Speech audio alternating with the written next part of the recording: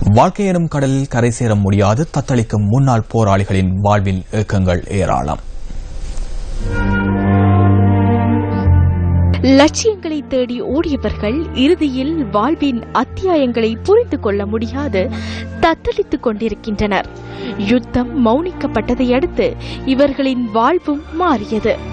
புனர்வாழ்வளிக்கப்பட்டு விடுதலை செய்யப்பட்டுள்ள முன்னாள் போராளிகளின் நலன் தொடர்பில் யாரும் கரிசனையுடன் செயற்படாமை கவலைக்குரியது.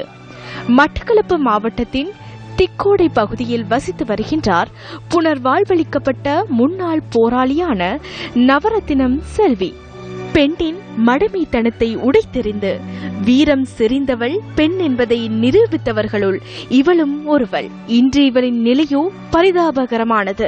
எங்களுக்கு எந்த உதவியும் செய்யல, முயன்ற காசங்களுக்கு கிடைக்கல. எங்களுக்கு இன்னும் மற்ற எனது கணவருக்கு மேலாது, எனக்கும் இது உடல்நிலை இயலாது. கோழி எனக்கு வளர்க்க இயலும். எனக்கு கோழி வளர்க்க உங்களுக்கு உதவி செய்தால் நாங்கள் கோழியாக வளர்ப்போம்.